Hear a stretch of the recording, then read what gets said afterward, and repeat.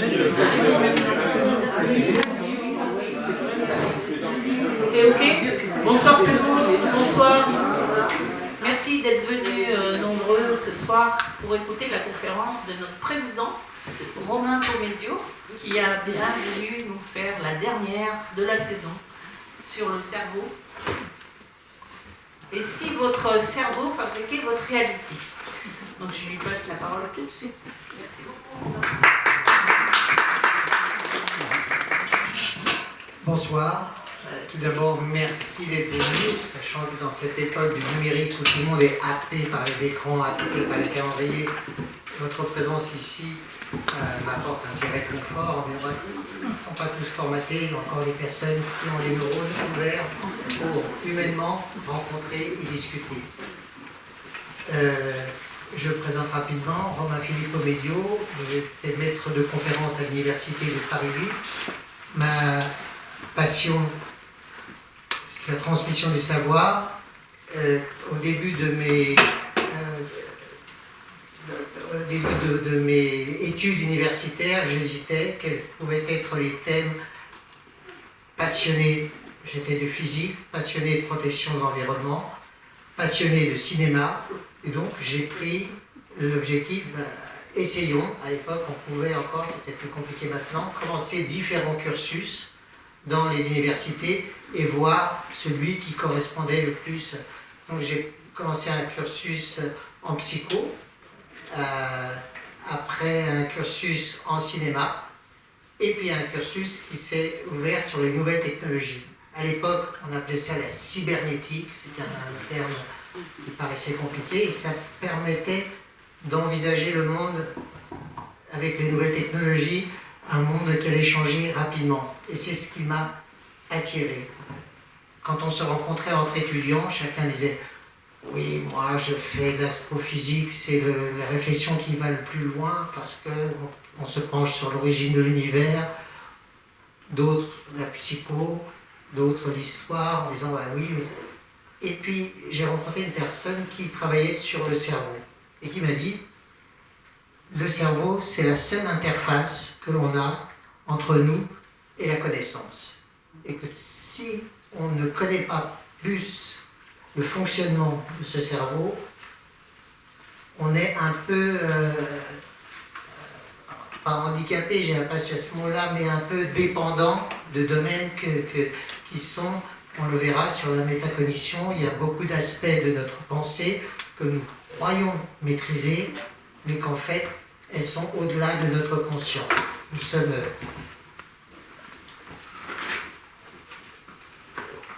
au sein de cette...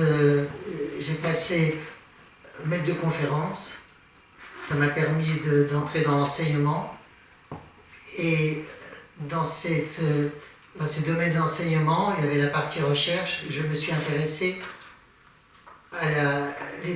aux parties étonnantes du cerveau.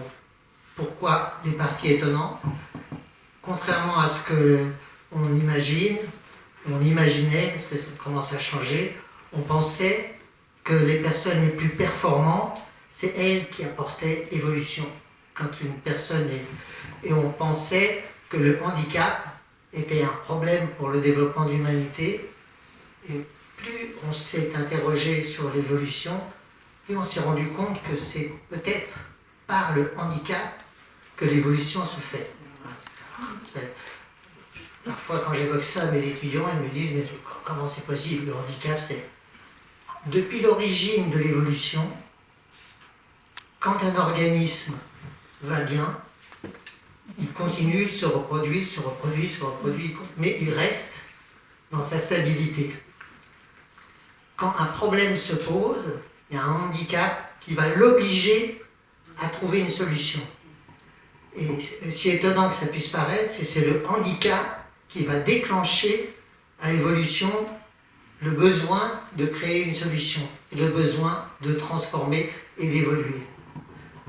Et cette piste-là m'a beaucoup interrogé en me disant, tiens, le handicap, et j'ai eu le plaisir de croiser des enfants autistes qui, eux, ont une manifestation de la pensée qui est tellement étrange qu'il faut que nous puissions trouver une solution pour communiquer avec eux. Et là, je suis entré dans un hôpital de jour en étant étudiant. C'est l'hôpital de jour de Tony Lenné. C'est un militant qui luttait contre l'enfermement des enfants autistes dans les institutions.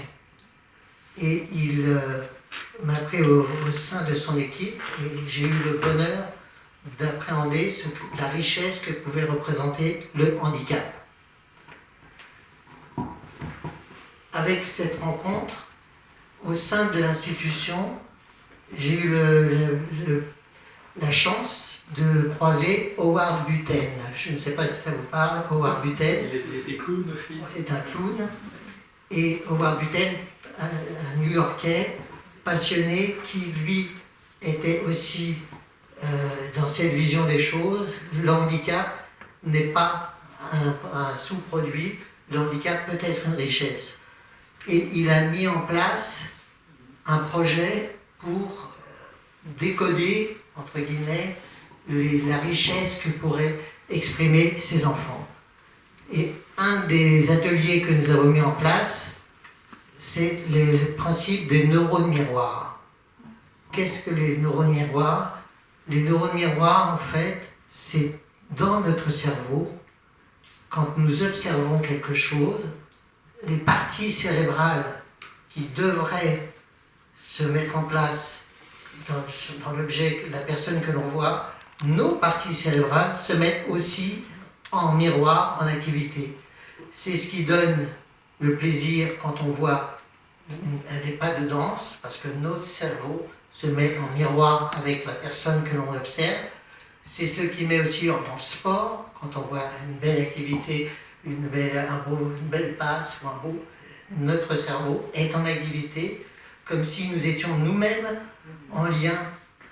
Pourquoi je vous parle de neurones miroirs? C'est parce qu'avec Howard Buten, on s'est dit c'est peut-être un moyen intéressant d'entrer réellement en communication avec les enfants autistes. Parce que parmi les enfants que nous avions, beaucoup étaient dans des stéréotypes et totalement fermés au monde. Pour nous, il fallait trouver des solutions, comment les intéresser et comment entrer en communication avec eux. Et il s'est dit, lui en tant que clown, je vais leur donner le miroir de ce qu'ils sont.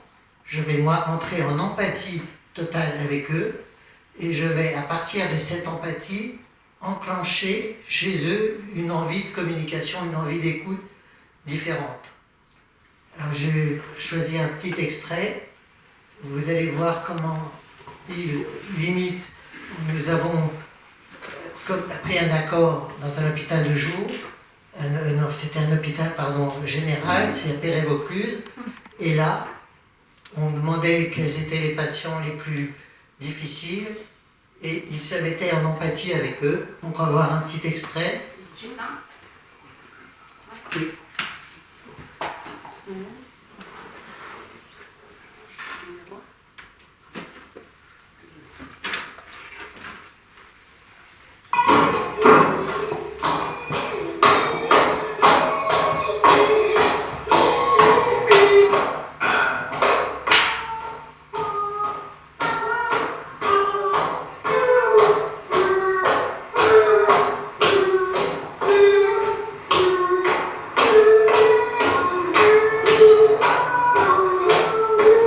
Le principe étant, il imite dans un premier temps l'expression de l'enfant et après il inverse les rôles et il propose à l'enfant d'autres gestuels, mais ces gestuels qui sont toujours dans le registre de l'enfant.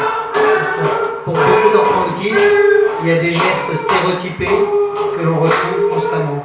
Et il s'approprie des gestes de l'autisme et après il propose un échange. Et c'était une première étape parce que de nombreux enfants ne semblent pas percevoir le monde extérieur. Ils sont totalement fermés sur eux-mêmes. Le travail étant de trouver comment établir des modes de communication avec eux. Alors je vais revenir sur le cerveau. Une des particularités du cerveau, c'est qu'il n'a pas de structure figée. Il est en mutation et il est d'une plasticité incroyable. Là, vous allez voir l'illusion que peut nous donner le cerveau. Parce que quand on essaie de comprendre quelle est son activité, on se dit, bon, objectivement, parce que c'est le propre de la science, de mettre en place des notions objectives. On dit, oui, ça c'est scientifique, c'est comme ça, et c'est ce qui nous permet d'évoluer. La définition de la science, c'est la remise en question permanente, mais cette remise en question est à partir d'éléments que on essaie de définir de façon objective. Et là, on s'est rendu compte que même la vision, on ne peut pas objectivement dire voilà ce qui se passe. Alors, je vais vous montrer un exemple précis que le laboratoire de sciences cognitives il projette aux étudiants. C'est un exemple qui montre à quel point notre cerveau peut être trompeur. Là, je vais diffuser une petite scène. Vous allez voir des cercles et vous allez fixer le centre. Vous fixez bien le centre. Et vous allez voir, en gardant votre regard fixé sur le centre, les points jaunes vont disparaître.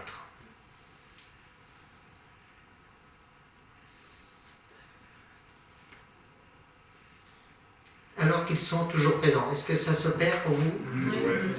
Par moment. Dès qu'on se défocalise, ça réapparaît. Oui, c'est ça. Voilà. Et donc, c'est un exemple objectif. On dit, bah, oui, les points sont là ou ne sont pas là. En fait, le cerveau peut adapter et modifier une vision. On ne peut pas dire de façon objective les choses sont comme ça. Alors, si on veut définir un protocole scientifique en disant voilà notre nos connaissances, les points sont toujours là et sont toujours là, mais notre subjectivité les fait disparaître. Je peux laisser les néons éteints peut-être. Oui, ça marche. Je vais rediffuser un autre extrait. Moi ça me... Un autre extrait qui est plus représentatif, c'est quand on perçoit un événement, il est très difficile de voir tous les constituants de cet événement.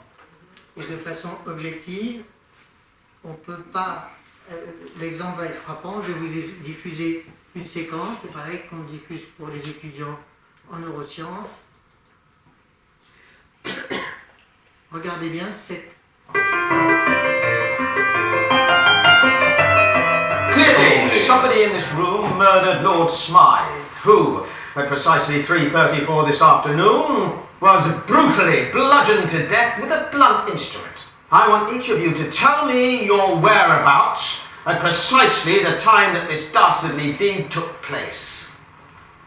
I was polishing the brass in the master bedroom.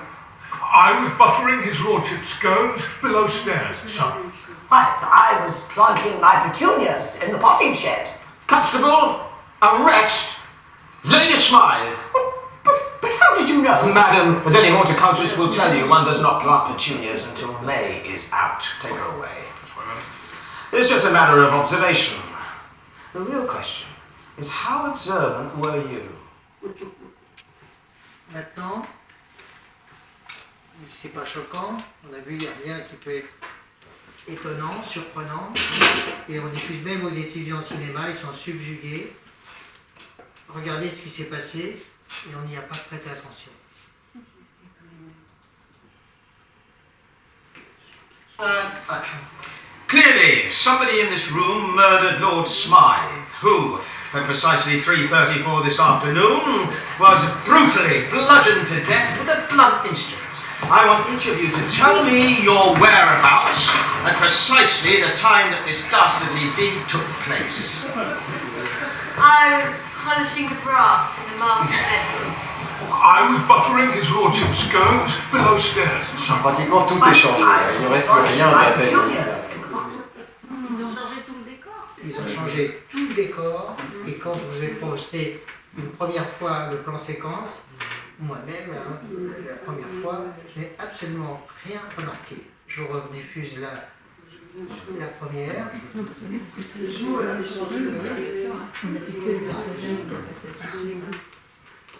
C'est montre.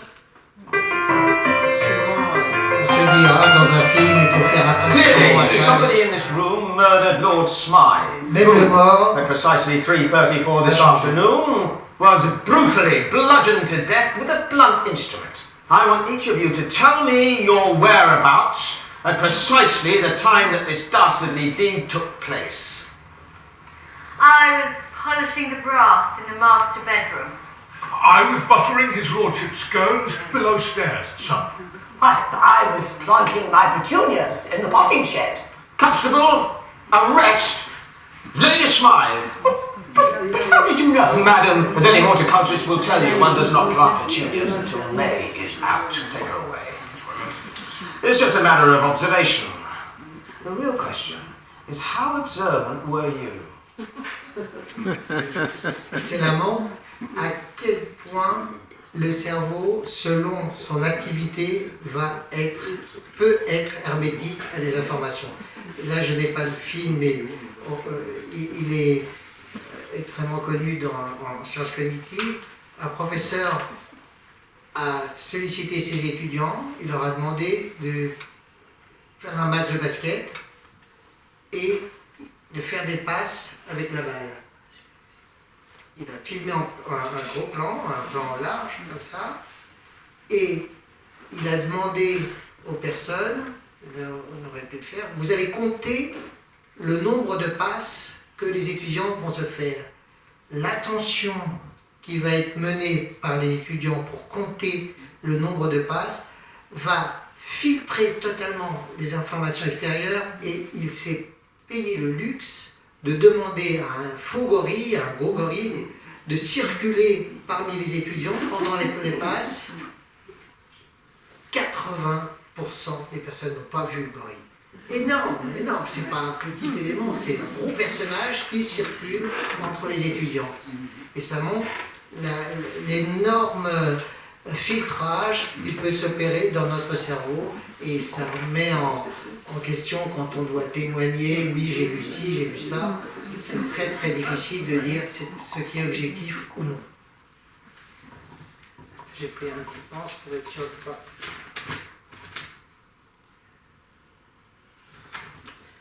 Alors, suite à ces recherches autour du cerveau, on a créé une chaîne de télé universitaire avec différentes institutions, dont le CNRS qui parrainait, et qui s'appelait Synapse TV. Synapse, c'était un jeu de mots entre la synapse du cerveau et le cinéma.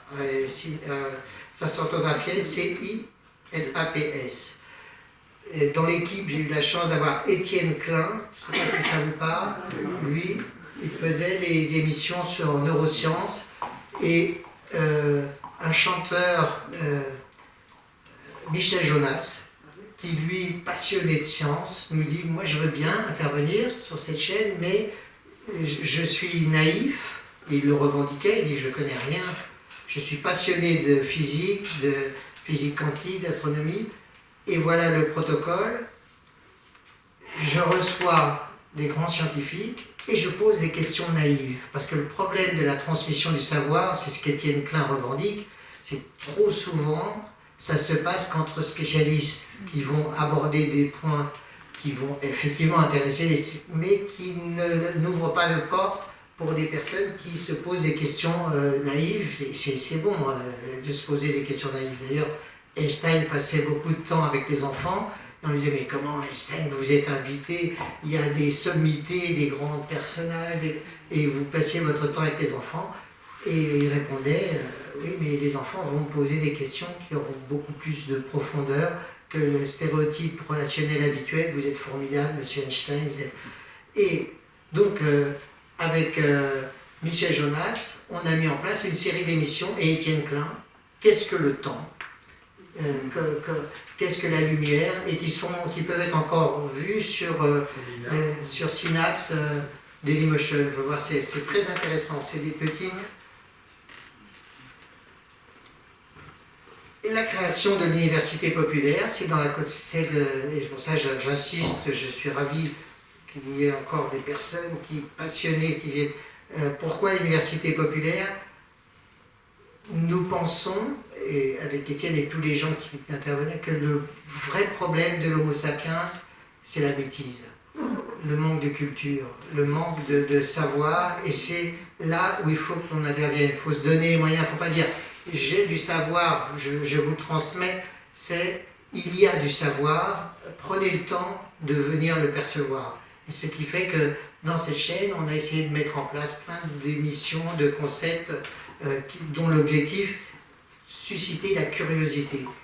C'est ça le problème, c'est la perte de la naïveté. Étienne Klein l'évoque souvent. Je fais une conférence avec lui. Lui travaille sur la mémoire corporelle et moi sur la communication extraverbale. C'est un thème qui m'a beaucoup motivé.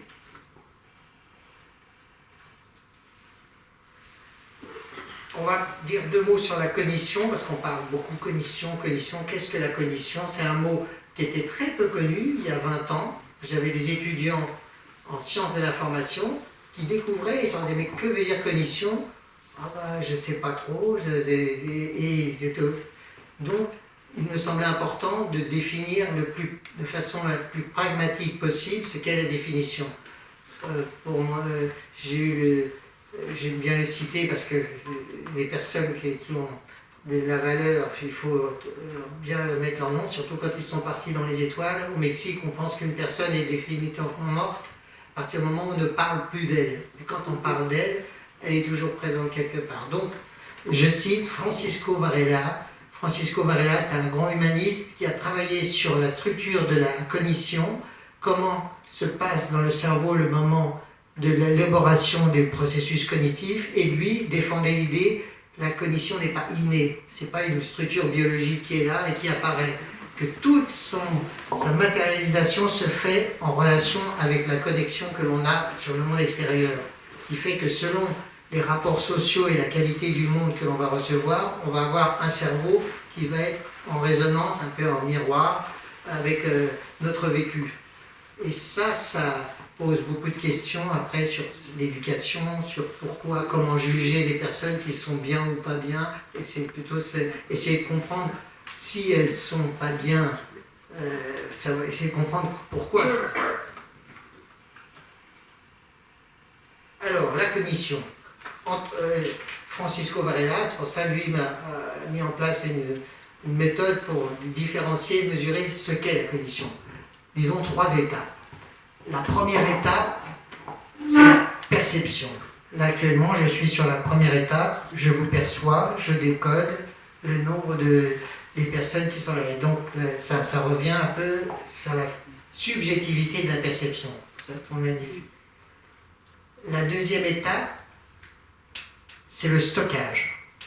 Si je ne fais que percevoir, l'information passe et ressort, ça n'a pas d'intérêt. Il faut bien comprendre que le cerveau, lui, va percevoir et stocker les informations.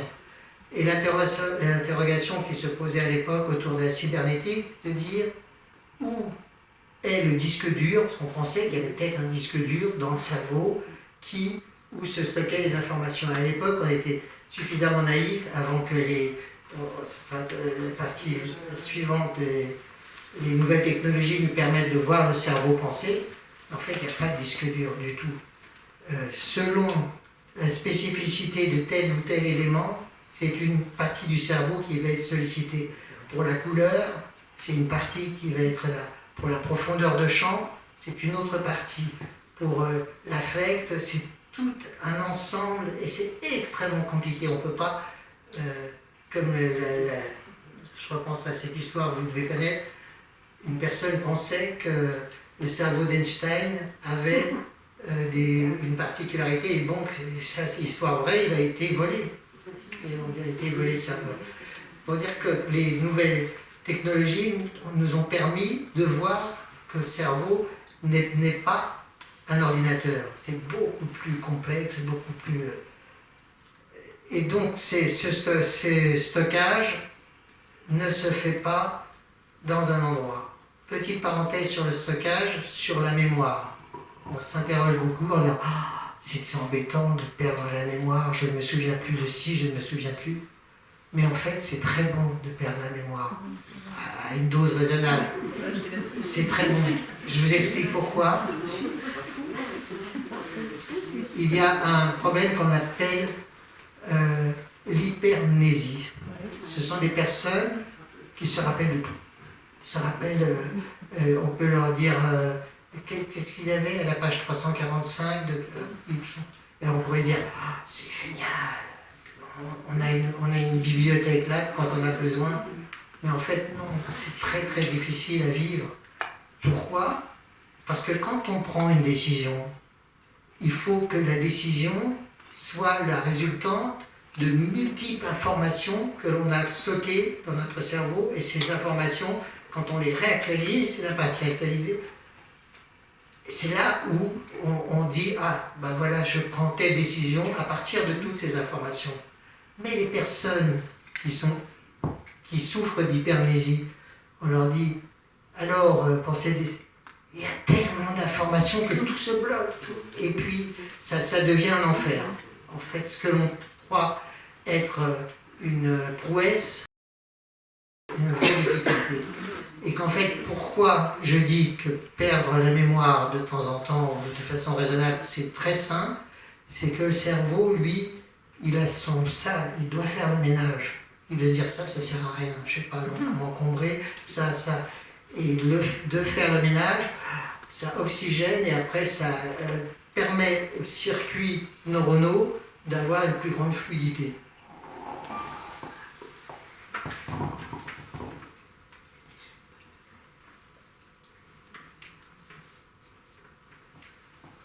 La dernière étape, la troisième étape, c'est la réactualisation. Je stocke, alors je perçois, je stocke, et la troisième étape, c'est celle que j'utilise actuellement, je réactualise. Je vous transmets des informations à partir de tout ce que j'ai stocké préalablement et j'essaie de les coordonner pour que ce soit le plus digeste et clair possible. Et cette réactualisation, elle peut être soumise à différents paramètres sur l'affect. Et une des parties de la réactualisation qui m'a beaucoup intéressé, c'est le rêve. Parce que le rêve, c'est une réactualisation de tous ces éléments stockés et on n'a pas encore trouvé l'explication cohérente. Il y a plusieurs hypothèses pourquoi le cerveau se met à réactualiser ces informations avec un récit onirique, presque un récit souvent cinématographique. Michel Jouvet, c'est le spécialiste du rêve, a émis plusieurs hypothèses. Il n'y a pas d'explication de façon pragmatique validée, mais il y a des données sur lesquelles on peut se baser. À quoi sert le rêve? Quand on demandait à Michel Jouvet, il se trouve que le rêve, quand on réactualise ou on remet en ordre de façon métaphorique les récits, le cerveau, il développe son sens critique. Et il y a eu des expériences terribles à l'époque aux États-Unis, ça posait sur le sommeil paradoxal. Alors qu'est-ce que le sommeil paradoxal?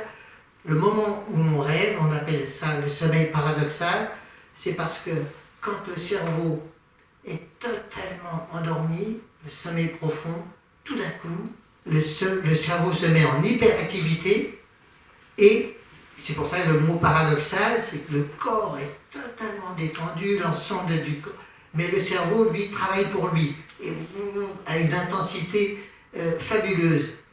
Et on s'est rendu compte que de priver des personnes de sommeil paradoxal leur fait perdre leur sens critique.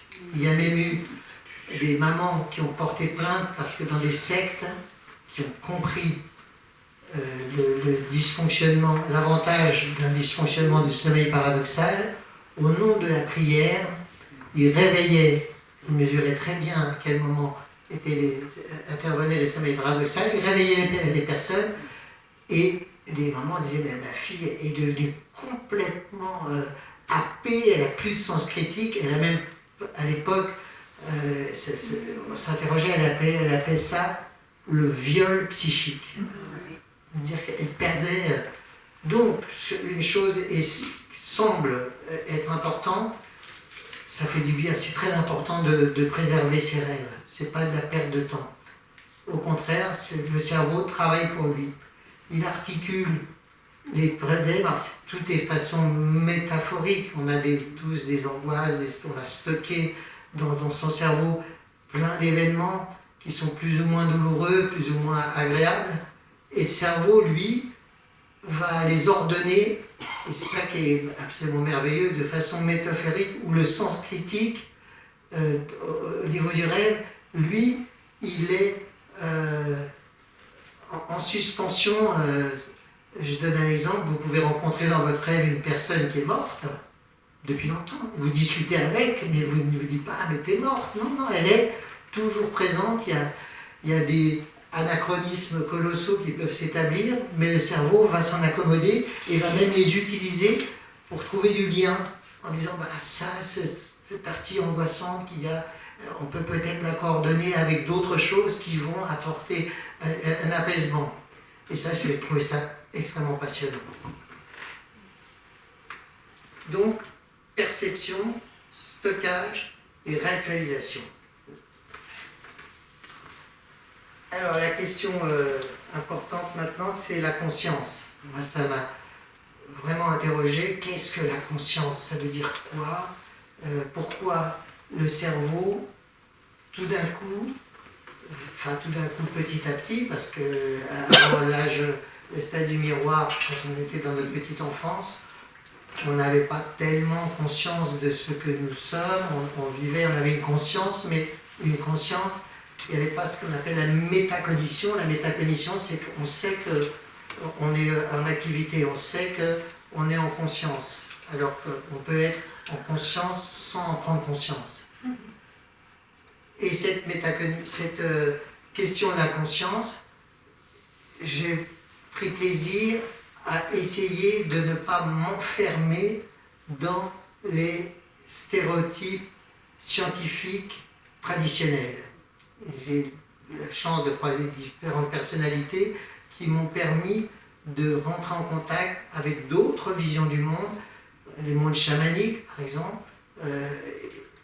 et par la rencontre d'une personne qui avait des gros moyens, j'ai dit pourquoi pas, faisons des conférences où on va confronter des chamans de différentes régions du monde avec les recherches en neurosciences.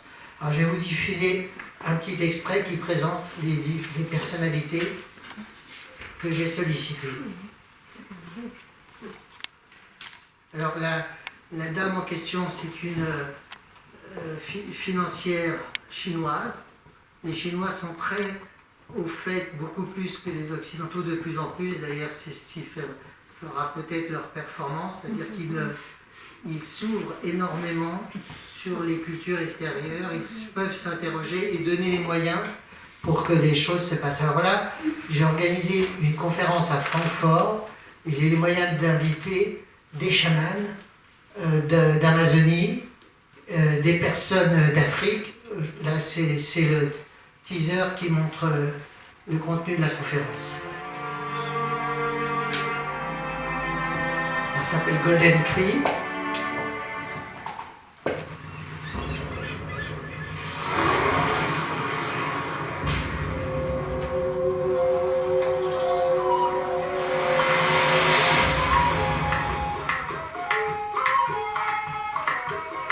Parce que l'Homo sapiens, depuis son origine, a émis de nombreuses hypothèses sur ce qu'est la conscience. Nous, au XXe siècle, avec nos outils contemporains, on a une définition. Et il se trouve que d'autres régions du monde ont conservé des conditions, des connaissances, des hypothèses d'une définition de la conscience. Alors, Benki, c'est le fils spirituel de Raoni. Raoni, je ne sais pas si ça vous parle, c'est un aborigène avait un gros plateau et avec Sting, ils ont rencontré différents responsables mondiaux pour la préservation de la planète.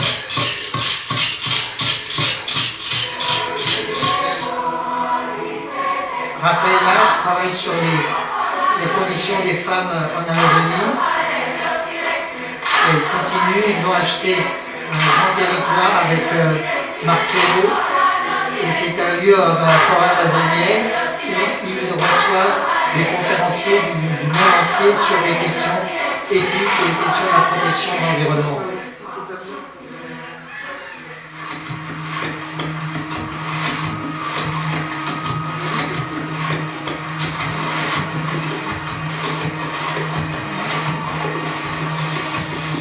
Alors, on a voulu ouvrir, ça c'est la partie africaine. José Bina, c'est pareil, il avait des gros moyens, il fait partie d'une famille, c'est un peu les Dassault au Congo-Brazzaville, et il m'a permis de solliciter des griots africains qui sont venus expliquer ce qu'est leur vision de la conscience. Et on a ouvert aussi sur la condition animale. Pierre Jouventin, c'est un vrai éthologue, passionné, fabuleux. Il travaillait sur les manchots et il a travaillé sur les loups. Il est tellement passionné que dans un zoo où il était conseiller, il y a une femelle, normalement ils sont obligés d'euthanasier les jeunes loups, et il a demandé l'autorisation d'en garder une petite louve, il l'a appelée Kamala, qu'il a élevée dans sa maison. Il a énormément travaillé sur la relation, l'empathie qui pouvait s'établir entre l'homme et les canidés, l'homme et l'animal. Ça illustre que, heureusement, nous sommes dans une phase, souhaitons que ça se développe, où la culture occidentale ne se dit pas moi j'ai la science et puis tout le reste c'est inintéressant, c'est sauvage, c'est barbare. Et là, lors de ces rencontres, j'ai vu qu'il y avait un vrai respect, une vraie écoute. Ça peut être compliqué parce que symboliquement les valeurs sont extrêmement différentes, mais il y a au moins ce respect mutuel et cette écoute qui commence à émerger.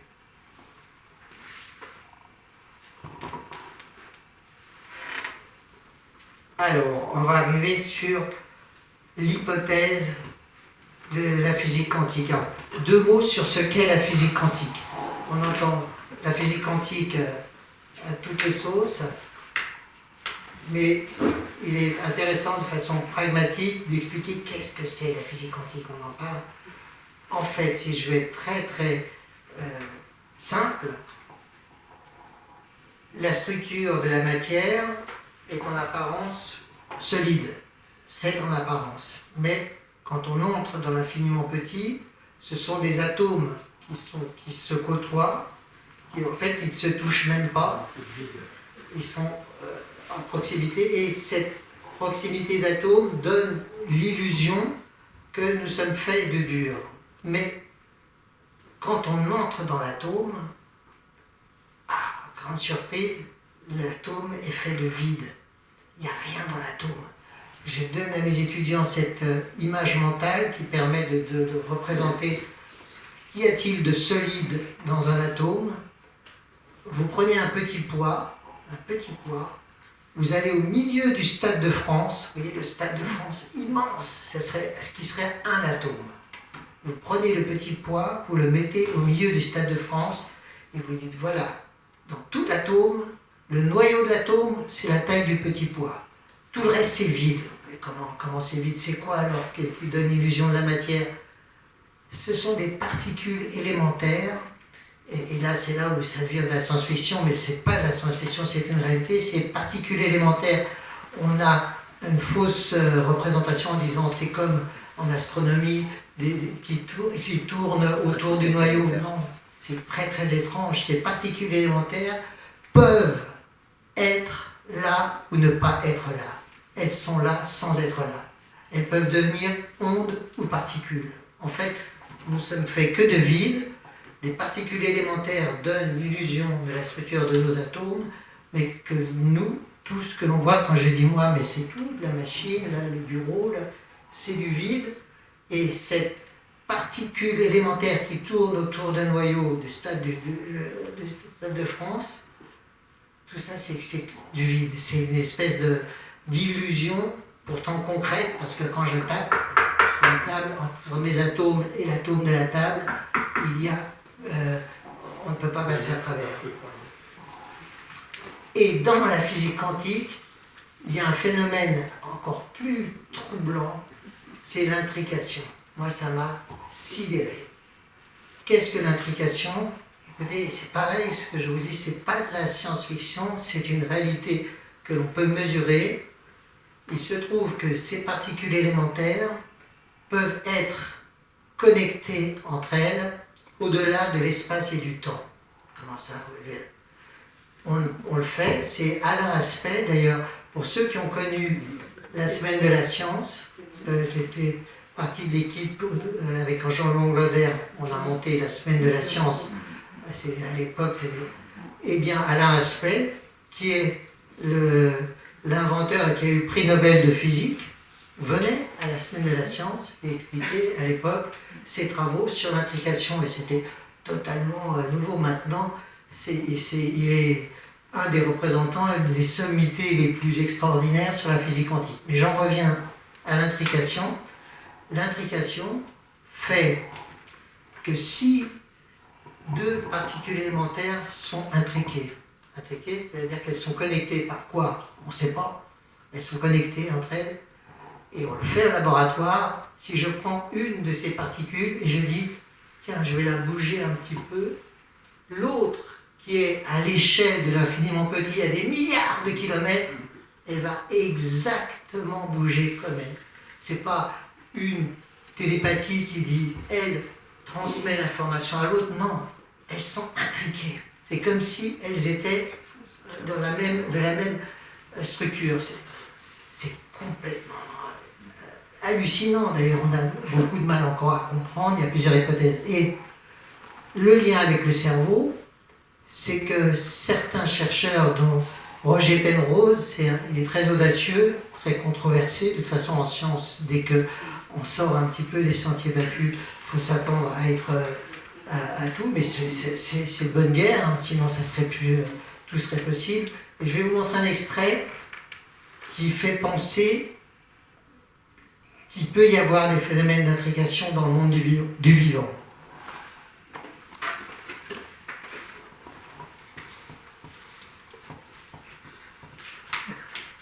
Alors, on appelle ça la murmuration. Alors, scientifiquement, on ne dit absolument pas que c'est de l'intrication, mais c'est une question qui peut émerger quand on voit ça. Ces images que je vous montre, ce n'est pas de l'IA. Quand elles ont été tournées, l'IA n'existait pas.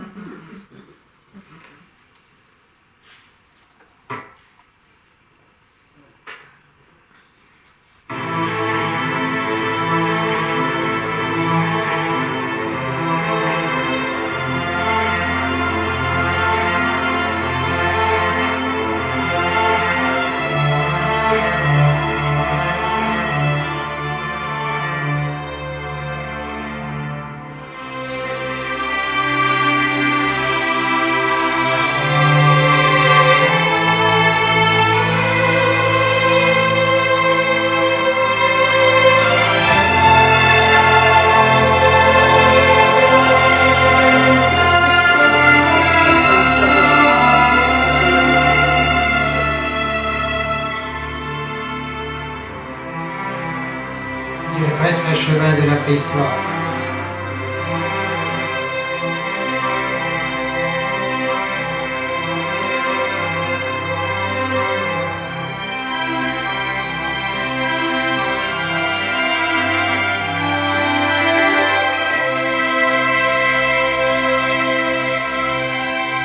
La question qui se pose, comment ces milliers d'oiseaux peuvent être connectés entre eux et représenter des figures aussi exceptionnelles, aussi esthétiques, sans il est difficile d'imaginer un chef d'escadrille qui dit attention, on va faire. C'est impossible. L'explication, alors, beaucoup d'éthologues pensent, mais c'est tout à fait possible, qu'il y ait une connexion telle entre les oiseaux que c'est imaginable, même si ça me paraît. Je ne suis pas convaincu que ça puisse être aussi structuré, mais pourquoi pas. Et Roger Penrose, lui, c'est un chercheur américain qui est extrêmement audacieux. Il pense que peut-être dans la gaine des neurotransmetteurs, il puisse y avoir des particules élémentaires en intrication. Et c'est ce qui expliquerait, alors là je sors des comptes rendus scientifiques, ce que je vous dis c'est complètement de l'hypothèse, au même titre, imaginez nous sommes au XVIIIe siècle et je fais la conférence et je vous dis, vous savez, peut-être qu'un jour on pourra prendre le téléphone et parler aux États-Unis, il n'y aura pas de fil, non, il n'y a pas de fil, simplement, et on pourra voir la personne, oui, et parler en temps, et là, ce dont je vous parle, sur l'hypothèse de l'intrication, ça commence à émerger. Vous avez peut-être rencontré ça, des personnes qui vont ressentir, des animaux qui vont ressentir la présence, l'arrivée de leur maître et des protocoles ont été mis en place, c'est assez inexplicable. Ou alors, vous avez rencontré, le téléphone sonne, je pensais à toi. Exactement à un moment, et il n'y a pas d'explication scientifique qui peuvent donner. Et l'hypothèse d'une intrication qui existe entre les sapiens, mais pourquoi pas que le sapiens, le sapiens et d'autres animaux, est une hypothèse qui peut-être, via la physique quantique et l'intrication, nous ouvrira des pistes et nous donnerons des réponses à des grands mystères, parce que pour nous c'est un grand mystère, ces capacités que l'on a de percevoir des informations au-delà de l'espace et du temps. On a recensé plein d'expériences qui montrent cet événement des États-Unis, c'est au-delà de l'espace et du temps.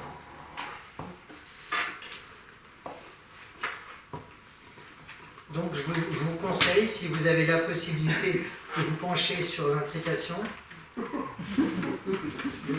d'écouter les informations. D'ailleurs, Étienne Klein fait des conférences délicieuses sur ce thème. Alors maintenant, passons à l'aspect biologique. Que se passe-t-il au moment où l'on est conscient? Là, actuellement, je suis conscient. Dans mon cerveau, je suis conscient, je suis là. Je parle, je vous vois, j'ai cette conscience. Que se passe-t-il dans mon cerveau en ce moment? Eh bien, le moment de la conscience, c'est le moment où l'ensemble des parties cérébrales de notre cerveau sont connectées. On appelle ça, dans le jargon, l'embrasement. Quand il y a cet embrasement, cette connexion générale, c'est là qu'émerge la conscience. Et des chercheurs comme Stanislas Dehaene ou Lionel Nakache travaillent sur cet embrasement, qu'est-ce qui est conscient et qu'est-ce qui ne l'est pas. Et une des découvertes troublantes, c'est que même pendant un coma, le cerveau est toujours en activité. Le cerveau, en fait, il est tout le temps en activité. Il n'y a que quand cet embrasement, l'ensemble de connexions est établi, que la conscience émerge. Sinon, on croit que non, on n'est pas en activité, ou on dort. Et c'est venu un peu en aide sur la question éthique des comas. Souvent, face à des personnes en état de légumes, on se posait la question, mais est-il toujours conscient? Est-ce que ça a du sens de le conserver en vie alors qu'apparemment c'est un légume? Et pour les familles, pour tous, c'est terrible. Et grâce aux neurosciences et à l'IRM qui permet de percevoir que se passe-t-il dans le cerveau, on s'est rendu compte que l'ouïe pouvait fonctionner, la perception, tout en ayant l'apparence que rien ne se passe. Alors, c'est Lionel qui a fait ça à Nakash, un protocole, il s'est dit, on a connecté l'IRM sur la personne qui est dans le coma. On lui parle, on lui dit, voilà, pense à une orange, pense à une orange. Donc il va penser à une orange. Et là, on voit, quand il pense à une orange, les zones cérébrales qui sont allumées, qui sont connectées. Très bien, on a bien repéré. Maintenant, tu vas penser à un champ de blé. Donc il passe, champ de blé, il voit champ de blé, quelles sont les zones cérébrales qui sont sollicitées, activées pour le champ de blé. Et là, établit la communication. Il dit, si c'est oui, tu penses à une orange. Si c'est non, champ de blé. Et ce que je vous dis, c'est réel, c'est pratiqué au laboratoire. Et bien, ça a fonctionné. On s'est rendu compte, les personnes que l'on croyait totalement éteintes, étaient prêtes à cesser leur vie. Ah, quel drame, quelle surprise, et aussi quel problème éthique, parce que Lionel évoquait, imaginez, vous êtes dans le coma, le monde autour, vous entendez tout, mais personne voit que vous êtes en réaction, et tout d'un coup, il y a un toc-toc-toc, une fenêtre qui s'ouvre, et vous pouvez communiquer avec la personne, dire oui, non. Mais on se rend compte que la personne est toujours consciente, mais on ne peut pas lui dire « Ah bah je vais rester avec toi, on va discuter ». Non, on est obligé de débrancher l'IRM et on le renferme dans sa grotte. Vous voyez le problème éthique profond que ça pose à ces questions. Mais ça montre à quel point, actuellement, nous commençons à ouvrir le capot, nous commençons à comprendre un peu comment fonctionne notre cerveau. Un de mes collègues me disait souvent, nous sommes à la préhistoire de l'humanité. Nous passerons à l'histoire quand nous prendrons en main notre propre croissance psychique. Nous avons l'illusion d'être les maîtres à bord, d'être les pilotes du vaisseau, mais en fait nous sommes peut-être que des spectateurs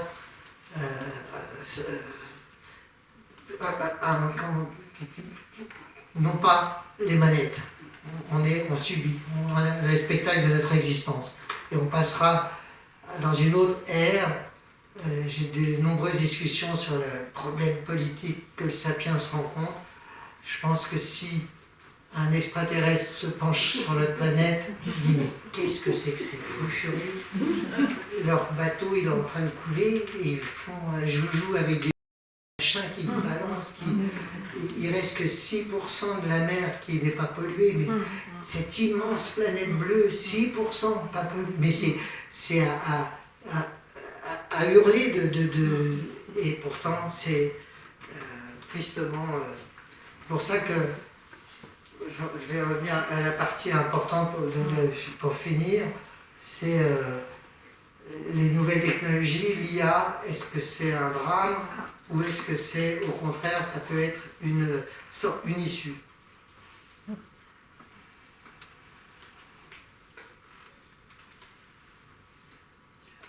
Alors avant de passer là, je vais vous passer un extrait. Les structures sonores Bachet, vous avez peut-être entendu parler. J'ai eu le bonheur, surtout à Cochise, de travailler avec Bernard dans son atelier auprès d'enfants autistes. Et la question, est-ce que, j'en reviens à la formulation de l'imaginaire, est-ce que formuler son imaginaire peut être un outil d'évolution, d'aide pour des enfants en difficulté? Et là, je vais vous passer extrait, parce que c'est très difficile de l'expliquer verbalement et en le percevant.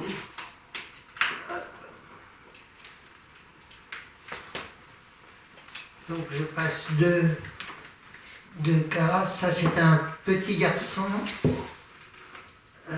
qui a été attaché, c'était à l'hôpital de jour où j'ai travaillé avec Claude Lévené, et c'est un petit garçon.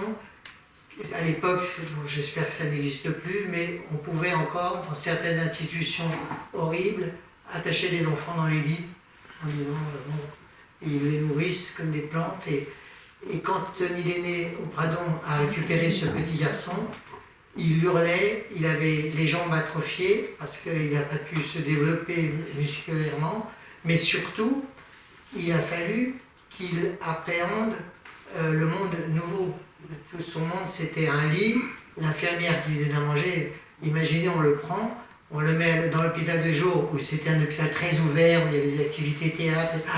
Il était en crise d'angoisse assez régulière. Et Tony l'aîné connaissait aussi les structures sonores Bachet. Il venait me dit, on pourrait, à travers les structures sonores Bachet, lui proposer un monde sécurisant où il peut reformuler, utiliser le son, la musique, pour qu'il puisse reformuler son imaginaire. Alors pour Pascal, ça fait passer autour d'une tôle à voix.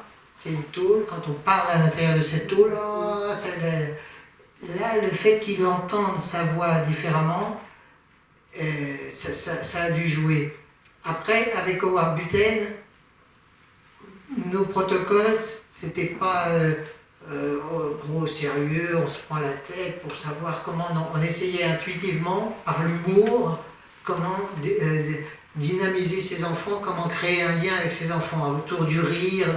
Et là, l'extrait, c'est Pascal, il tient sur ses jambes, à peine, c'est peu de temps après sa découverte du monde, il est face à la tôle, et la première étape a été d'appréhender son nom. Je m'appelle Pascal, tu es Pascal, donc il faut qu'il s'associe. Deuxième étape, c'est voir que moi, Romain, je suis derrière lui, et j'ai établi vraiment une relation de complicité avec lui, mais toujours autour de l'humour, on riait, c'est pas pauvre Pascal, c'est on va rigoler ensemble. Et là, on le voit, il se réapproprie son nom. Et il y a un chien invisible qui vient nous déranger, ça fait rire beaucoup Pascal, parce que je chasse le chien.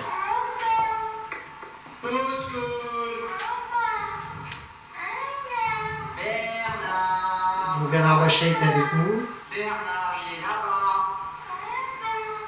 Oui. Pascal, il est là. Romain, il est derrière Pascal. Oui.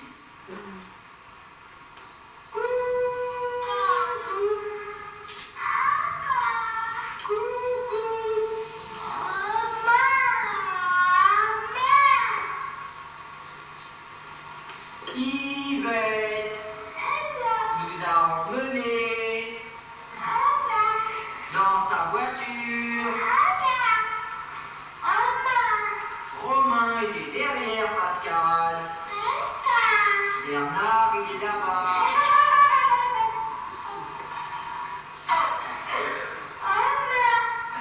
Oui, oui, oui. Oui, oui, oui.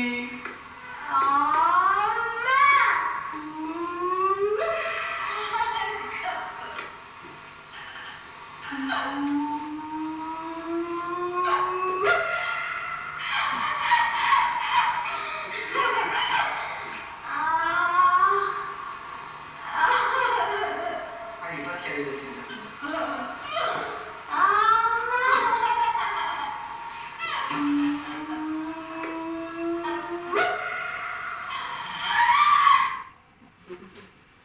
Là, il a retrouvé la tôle, son visage, parce que la tôle reflète le visage, c'était un cocon.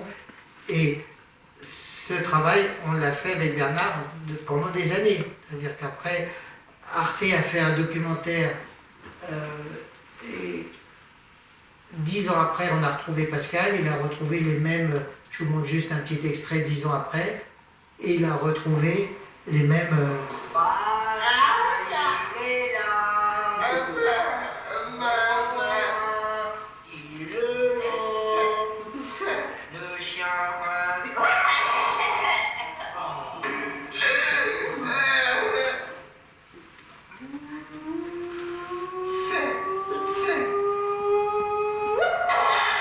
il a gardé en mémoire toutes... Et pour finir, là c'est un autre, je vous en montre deux très rapidement. Lui, c'est encore plus spectaculaire au niveau de l'impact. D'ailleurs, ça nous a... Quand on a fait cette séance, le hasard, les journalistes japonais étaient dans la grange, et quand ils ont vu le travail avec cet enfant, Brian, ils nous ont demandé de venir au Japon présenter les instruments. On a fait l'université de Osaka, Nara, Kyoto, enfin c'était très. L'important c'est Brian.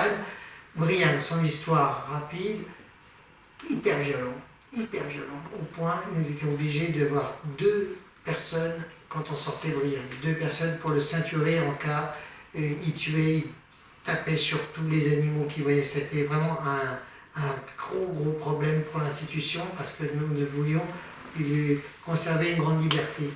Et Tony dit on peut proposer les structures sonores Bachet, et à chaque fois je ne prenais pas la décision de dire c'est tel ou tel instrument. Je laissais l'enfant circuler dans la grange, les instruments sont posés, et on voit l'instrument que choisit Brian. Ça c'est le début des séances. Il venait de mettre le feu chez lui. C'était vraiment un moment très difficile pour lui, et vous allez voir la relation qu'il va établir avec l'instrument.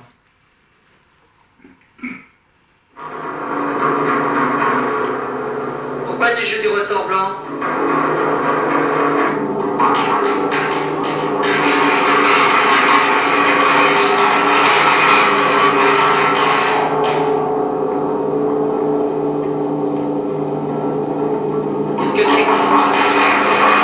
Il se mettait presque en transe, et même les jambes.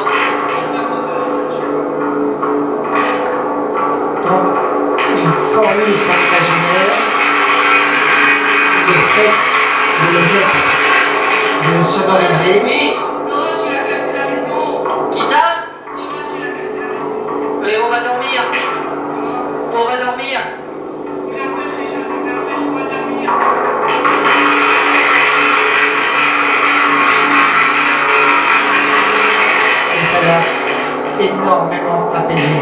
Le fait de pouvoir donner du sens, formaliser.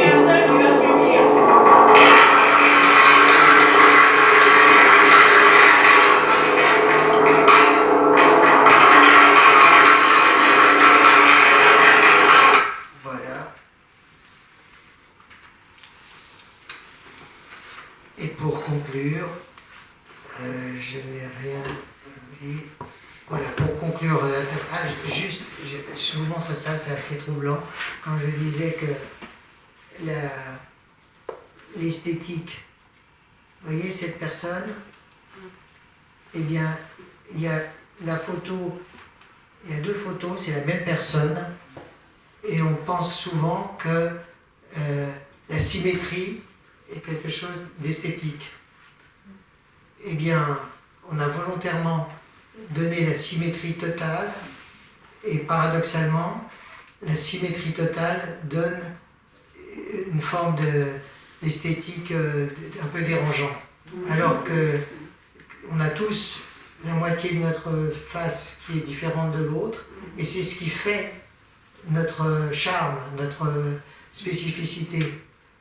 Et ça me renvoie un peu quand le cerveau modifie, et ce travail de modifier, harmonise les différences, et c'est dans l'harmonie des différences que la beauté intervient. Et là, sur les visages, ça m'a assez trouvé.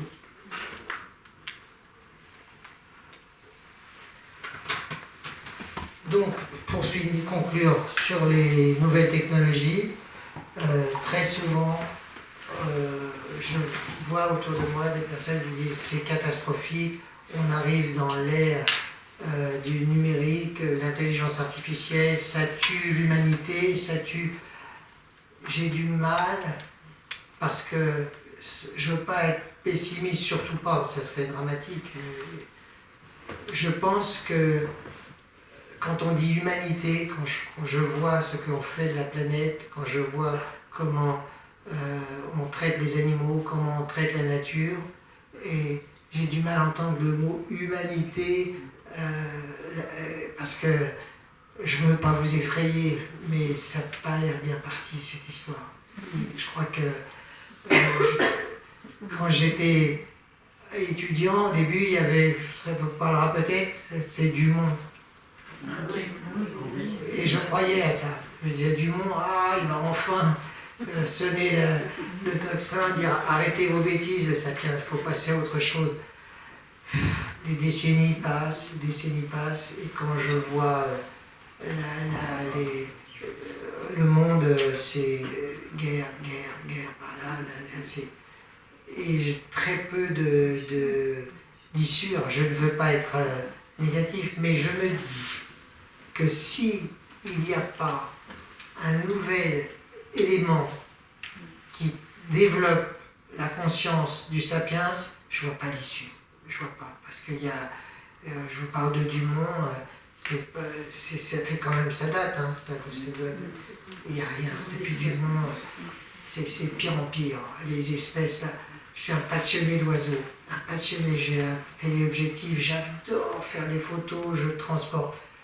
Je vois la disparition des oiseaux, mais à un point, les dernières vacances, je suis même à plus emmener le téléobjectif parce que ça me fait de la peine. Je vois des zones entières où ils annonçaient qu'il y avait des oiseaux, des papillons. J'adore la macro. Il y avait dans la vallée de l'Orge, je me souviens, j'allais à pied de chez moi, j'habite dans le quartier ancien jusqu'à Saint-Geneviève, je passais par le parc. Il y avait des panorpes, il y avait... Ça fait vieux, mais je le vois devant mes yeux et je ne vois pas l'issue. Donc, l'intelligence artificielle a au moins cet avantage par rapport à l'esprit du sapiens, c'est qu'elle ne va pas dire « Ah oui, même mes intérêts », en espérant qu'elle ne développe pas une conscience. C'est un autre sujet, et c'est vrai que ça... Mais au moins, elle nous donne un feedback, un retour sur la réalité des informations qui, j'espère, nous aidera à développer une vraie conscience pragmatique. Les jeunes qui naissent maintenant, j'espère vraiment qu'il y ait une espèce d'électrochoc qui leur développe leur conscience, leur prise de conscience qu'ils ne peuvent plus attendre. Moi, on me disait, quand j'avais 18 ans, je me disais, bon, on peut peut-être changer, on va arriver. J'étais naïf, moi, je croyais vraiment, j'étais baigné dans le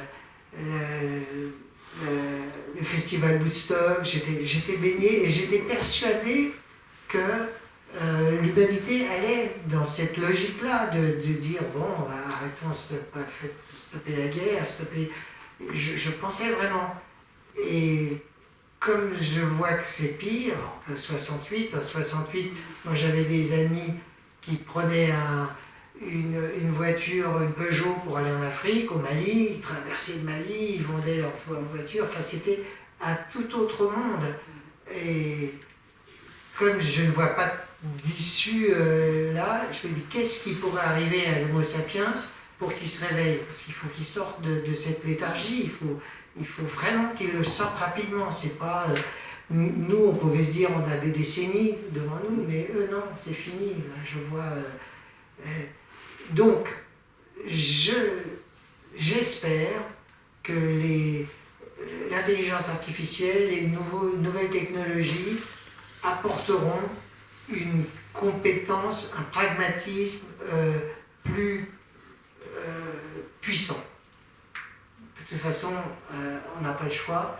mais pour moi c'est un espoir en disant peut-être qu'elle arrive au bon moment pour que les générations, parce que pour finir sur une note optimiste, c'est que notre cerveau est extrêmement plastique. Et on ne peut pas dire comme de certaines espèces, il faut attendre génétiquement que l'évolution a fait. Non, en une génération, si on donne aux enfants des informations de qualité, c'est comme du sport, hein, pour développer, le mot fort, c'est l'empathie. Nous sommes malades de l'empathie. On n'a plus d'empathie. Qu'est-ce que l'empathie? C'est de savoir ce que l'on fait, qu'est-ce que ressent l'autre. On a perdu l'empathie sur notre planète.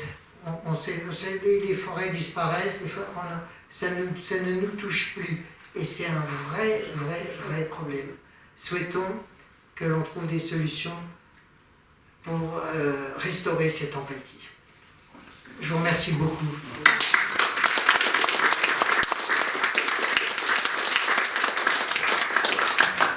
Merci. Pour finir, l'université populaire, là, c'est le dernier cours.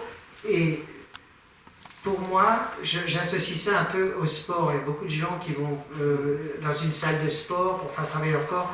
Mais faire travailler ces neurones, c'est aussi important, sinon plus.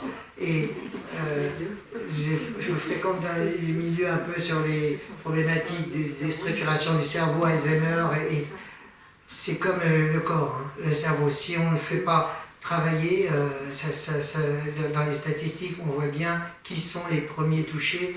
Donc, je vous félicite pour votre présence parce que vous avez fait le sport. Mais j'en viens à... là, on est dans transition.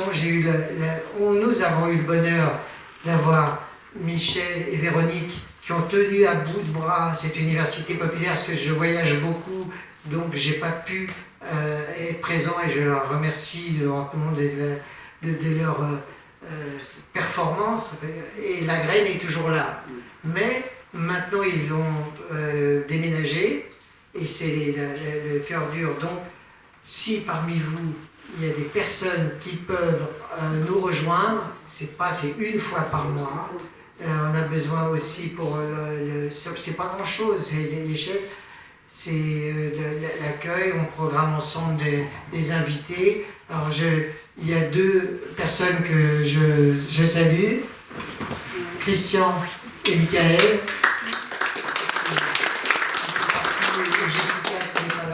Mais vous êtes la bienvenue. Souvent, je veux dire, militer pour le bien militer pour la transmission du savoir, c'est pour moi une des activités qui a le plus d'effet. Merci beaucoup.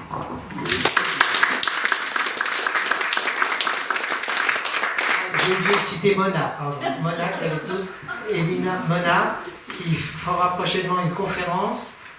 Elle a proposé la philosophie dans les milieux spécialisés, sur les SECPA. Elle a enseigné dans les hôpitaux pour les enfants en grande difficulté, les enfants brûlés, et elle a mené un atelier de philosophie en direction des enfants de SECPA, parce qu'on dit, j'en viens au handicap, pour moi le handicap peut être une richesse, mais elle aura posé des questions de fond, qu'est-ce que le bonheur, et elle fera une conférence dans la prochaine session. Et merci Mona pour le soutien.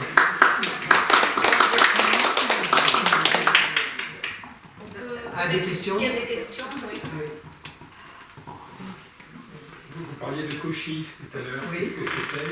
Qu'est-ce que c'est? Alors, Cochise, c'était un lieu où, à l'époque, le maire Jean-Louis Blander a prêté une maison qui devait être démolie, qui a été démolie depuis. Et dans cette maison, on a mis le protocole de recevoir les enfants dont personne ne voulait dans les hôpitaux. Quand les plus durs, on allait à Vaucluse, à Étampes, Barthélemy-Durand, tous les enfants les plus... et on proposait à ces enfants la liberté. Un des problèmes les plus difficiles pour ces enfants, c'est qu'ils avaient leur handicap à subir, mais en plus, l'enfermement. Ils étaient doublement enfermés, leur problème de communication, et nous leur laissions dans cette maison en totale liberté. Parce que, Saint-Michel. à Saint-Michel. Et j'insiste sur la liberté parce que s'il n'a pas le temps de se dire qu'est-ce que j'ai envie moi, parce que t'en es d'autres moi, qu'est-ce que et des fois ça pouvait être de prendre un bâton et de le faire tourner, et ben on acceptait ça. Et on partait de son envie à lui, avec Howard Buten. Il y avait aussi une des équipes qui était clown en même temps, c'est, vous vous rappelez les Vampes? Oui. La plus mince des deux, Nicolas Vézard, faisait partie de l'équipe Cochise. Il y avait des intervenants de toutes sortes. Elle a fait une conférence ici, Oui. à l'Université populaire. Nicolas Vézard, oui. Il y avait Dick Gangard qui passait, je ne sais pas si vous vous rappelez, Julie. Et puis d'autres, Stanislas Sonkiewicz, je cite lui. Je dis en 2 mots parce que c'est tellement intéressant ce qu'il nous a appris. C'est un rescapé du ghetto de Varsovie. Il était enfant au ghetto de Varsovie. Et quand il est devenu psychiatre, psychologue vraiment de renom, il a fait et à la fin de la guerre, il a participé au recueil de tous les enfants sauvages. Il y a beaucoup d'enfants qui étaient perdus, il n'y avait plus de parents, plus rien, et qui survivaient dans les quartiers difficiles. C'était comme des enfants sauvages. Et il a réfléchi sur comment les redresser. Mais il n'y a rien la violence, ça ne servait à rien, rien ne les touchait, ces enfants. Et pourtant, il fallait les éduquer. Et une des choses les plus étonnantes, c'est que pour les éduquer, ce qui les touchait vraiment, c'était à partir du moment où ils arrêtaient de leur donner de l'amour. Je m'explique, c'est-à-dire qu'il leur donnait beaucoup, beaucoup d'amour, et quand ils dépassaient les bornes, stop, ils se désintéressaient de lui. Et ils disaient, là, les enfants, presque il leur demandait, et c'est l'amour, par le manque d'amour, qui les affectait le plus. C'est quand même très, très intéressant. C'est ni la peur, c'est le manque d'amour. Si on coupait ce faisceau. Et je termine par une belle petite chose, j'adore raconter cette histoire. C'est en Haïti, il y avait un orphelinat que des bébés, et dans l'orphelinat, on s'est demandé pourquoi les bébés du fond du couloir survivaient beaucoup plus que tous ceux du couloir et au début. Ils se sont demandé, mais est-ce qu'il y a des courants d'air? Est-ce qu'il y a des virus? Ils ont cherché.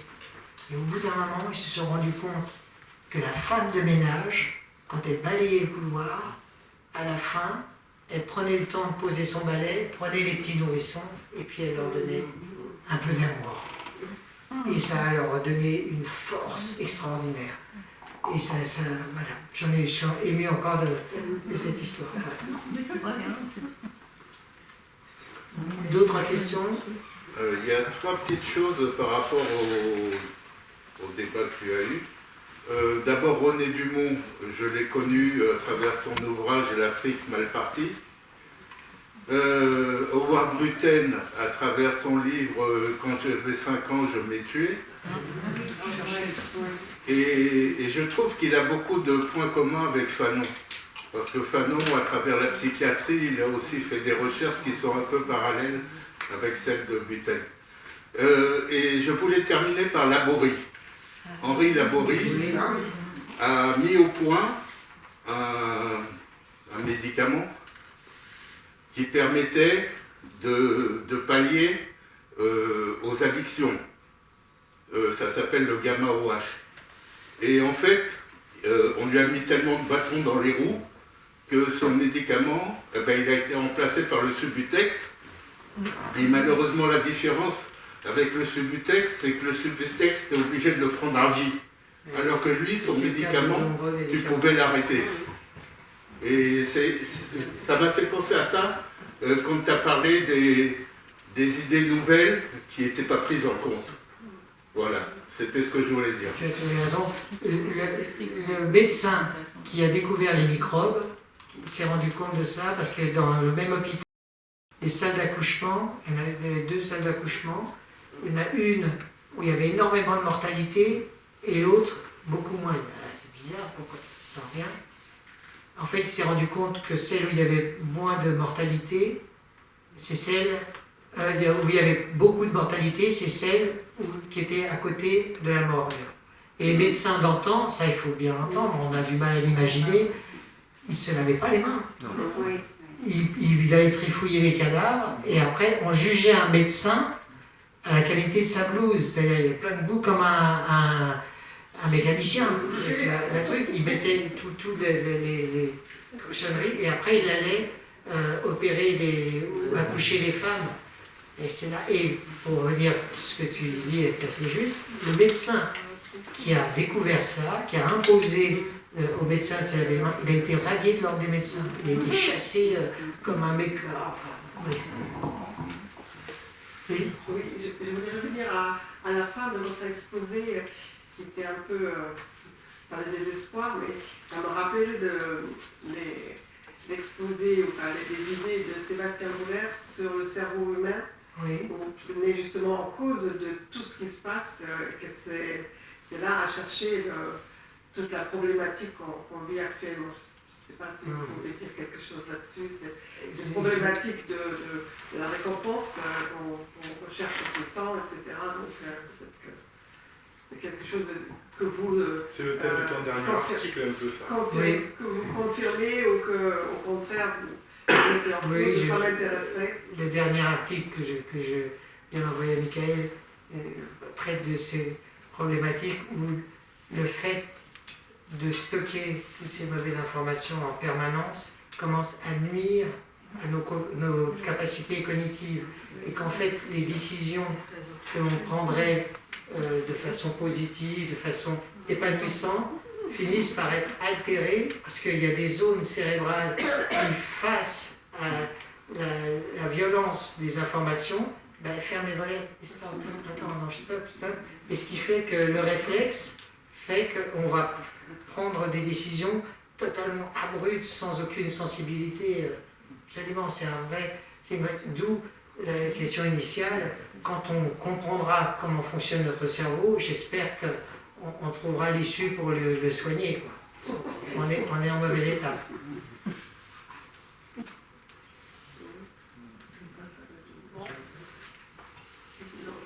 Merci beaucoup. Merci. C'était bonnes vacances. J'espère que vous nous rejoindrez avec plaisir. Ça prend pas beaucoup de temps et ça se fait.